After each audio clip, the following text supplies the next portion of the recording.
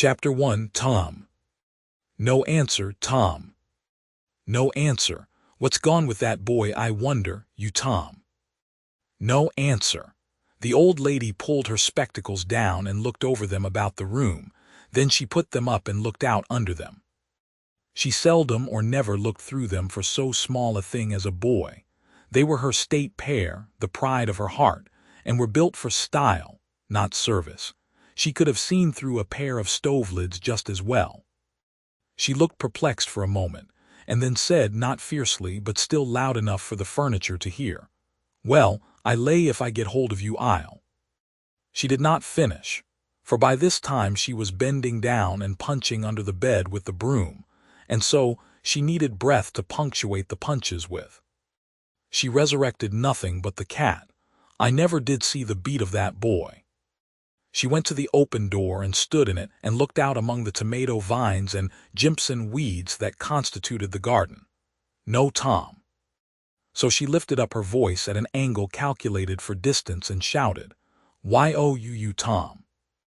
There was a slight noise behind her, and she turned just in time to seize a small boy by the slack of his roundabout and arrest his flight. "There, I might a thought of that closet. What you been doing in there?" "Nothing."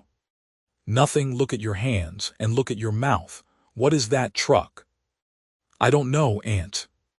"Well, I know, it's jam, that's what it is. 40 times I've said if you didn't let that jam alone I'd skin you. Hand me that switch." The switch hovered in the air. The peril was desperate. "My, look behind you, Aunt." The old lady whirled round, and snatched her skirts out of danger.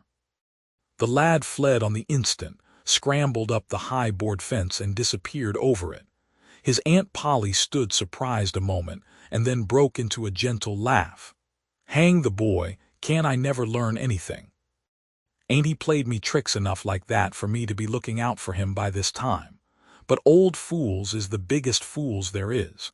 Can't learn an old dog new tricks, as the saying is. But my goodness, he never plays them alike, 2 days, and how is a body to know what's coming? He pairs to know just how long he can torment me before I get my dander up, and he knows if he can make out to put me off for a minute or make me laugh. It's all down again and I can't hit him a lick. I ain't doing my duty by that boy, and that's the Lord's truth, goodness knows. Spare the rod and spile the child, as the good book says. I'm a laying up sin and suffering for us both, I know. He's full of the old scratch, but laws, me. He's my own dead sister's boy, poor thing, and I ain't got the heart to lash him somehow. Every time I let him off, my conscience does hurt me so, and every time I hit him my old heart most breaks. Well, man that is born of woman is of few days and full of trouble, as the scripture says, and I reckon it's so. He'll play hooky this evening, and I'll just be obliged to make him work tomorrow, to punish him. It's mighty hard to make him work Saturdays, when all the boys is having holiday, but he hates work more than he hates anything else, and I've got to do some of my duty by him, or I'll be the ruination of the child. Southwestern for afternoon. Tom did play hooky, and he had a very good time. He got back home barely in season to help Jim, the small colored boy, saw next day's wood and split the kindlings before supper. At least, he was there in time to tell his adventures to Jim while Jim did 3/4 of the work. Tom's younger brother, or rather half-brother, Seed, was already through with his part of the work picking up chips, for he was a quiet boy and had no adventurous, troublesome ways. While Tom was eating his supper and stealing sugar as opportunity offered, Aunt Polly asked him questions that were full of guile and very deep, for she wanted to trap him into damaging revealments. Like many other simple-hearted souls, it was her pet vanity to believe she was endowed with a talent for dark and mysterious diplomacy, and she loved to contemplate her most transparent devices as marvels of low cunning. Said she, "Tom, it was middling warm in school, warn't it?" "Yes'm." "Powerful warm, warn't it?" "Yes'm." "Didn't you want to go in a swimming, Tom?" A bit of a scare shot through Tom, a touch of uncomfortable suspicion. He searched Aunt Polly's face, but it told him nothing, so he said, "Nom, well, not very much." The old lady reached out her hand and felt Tom's shirt and said, "But you ain't too warm now, though." And it flattered her to reflect that she had discovered that the shirt was dry without anybody knowing that that was what she had in her mind. But in spite of her, Tom knew where the wind lay now. So he forestalled what might be the next move. "Some of us pumped on our heads, mine's damp yet, see." Aunt Polly was vexed to think she had overlooked that bit of circumstantial evidence and missed a trick. Then she had a new inspiration. "Tom, you didn't have to undo your shirt collar where I sewed it to pump on your head, did you? Unbutton your jacket." The trouble vanished out of Tom's face. He opened his jacket. His shirt collar was securely sewed. "Bother." "Well, go 'long with you. I'd made sure you played hooky and been a-swimming. But I forgive ye, Tom. I reckon you're a kind of a singed cat, as the saying is, better'n you look." This time, she was half sorry her sagacity had miscarried, and half glad that Tom had stumbled into obedient conduct for once. But Sidney said, "Well now, if I didn't think you sewed his collar with white thread but it's black." "Why, I did sew it with white." "Tom—" But Tom did not wait for the rest. As he went out at the door he said, "Siddy, I'll lick you for that." In a safe place Tom examined 2 large needles which were thrust into the lapels of his jacket, and had thread bound about them. One needle carried white thread and the other black. He said, "She'd never noticed if it hadn't been for seed. Confound it. Sometimes she sews it with white and sometimes she sews it with black. I wish to G-money she'd stick to one or t'other. I can't keep the run of 'em. But I bet you I'll lamb seed for that. I'll learn him." He was not the model boy of the village. He knew the model boy very well, though, and loathed him. Within 2 minutes, or even less, he had forgotten all his troubles.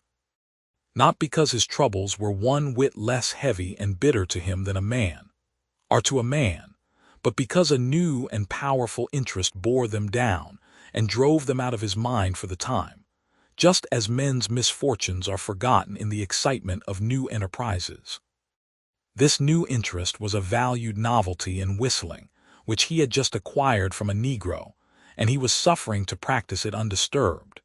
It consisted in a peculiar bird-like turn, a sort of liquid warble, produced by touching the tongue to the roof of the mouth at short intervals in the midst of the music. The reader probably remembers how to do it, if he has ever been a boy. Diligence and attention soon gave him the knack of it, and he strode down the street with his mouth full of harmony and his soul full of gratitude. He felt much as an astronomer feels who has discovered a new planet. No doubt, as far as strong, deep, unalloyed pleasure is concerned, the advantage was with the boy, not the astronomer. The summer evenings were long. It was not dark yet. Presently Tom checked his whistle. A stranger was before him, a boy a shade larger than himself. A newcomer of any age or either sex was an impressive curiosity in the poor little shabby village of St. Petersburg. This boy was well dressed, too well dressed on a weekday. This was simply astounding. His cap was a dainty thing, his close-buttoned blue cloth roundabout was new and natty, and so were his pantaloons. He had shoes on, and it was only Friday. He even wore a necktie, a bright bit of ribbon. He had a citified air about him that ate into Tom's vitals. The more Tom stared at the splendid marvel, the higher he turned up his nose at his finery, and the shabbier and shabbier his own outfit seemed to him to grow. Neither boy spoke. If one moved, the other moved, but only sidewise in a circle. They kept face to face and eye to eye all the time. Finally Tom said, "I can lick you." "I'd like to see you try it." "Well, I can do it." "No, you can't either." "Yes, I can." "No, you can't." "I can." "You can't." "Can." "Ca." An uncomfortable pause. Then Tom said, "What's your name?" "'Tisn't any of your business, maybe." "Well, I'll make it my business." Well, why don't you? If you say much, I will. Much, much, much, there now. Oh, you think you're mighty smart, don't you? I could lick you with one hand tied behind me, if I wanted to. Well, why don't you do it? You say you can do it. Well, I will if you fool with me. Oh yes, I've seen whole families in the same fix. Smarty. You think you're some now, don't you? Oh, what a hat. You can lump that hat if you don't like it. I dare you to knock it off, and anybody that'll take a dare will suck eggs. You're a liar. You're another. You're a fighting liar and dasn't take it up. I'll take a walk. Say, if you give me much more of your sass, I'll take and bounce a rock off your head. Oh, of course you will. Well, I will. Well, why don't you do it then?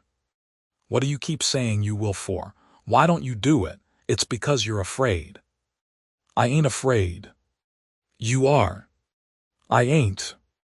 You are. Another pause and more eyeing and sidling around each other. Presently they were shoulder to shoulder. Tom said, "Get away from here. Go away yourself." "I won't. I won't either." So they stood, each with a foot placed at an angle as a brace, and both shoving with might and main, and glowering at each other with hate. But neither could get an advantage.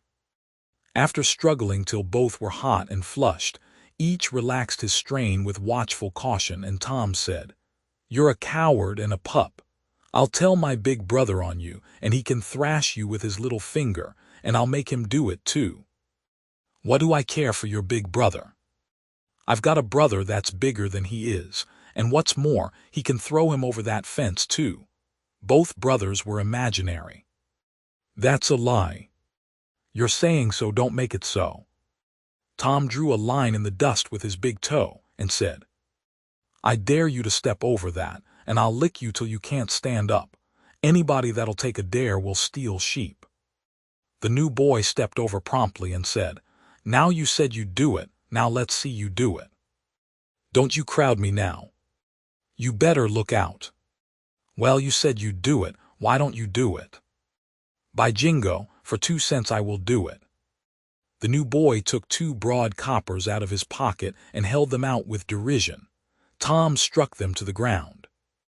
In an instant both boys were rolling and tumbling in the dirt, gripped together like cats, and for the space of a minute they tugged and tore at each other's hair and clothes, punched and scratched each other's nose, and covered themselves with dust and glory. Presently the confusion took form, and through the fog of battle Tom appeared, seated astride the new boy and pounding him with his fists. "Holler 'nuff," said he. The boy only struggled to free himself.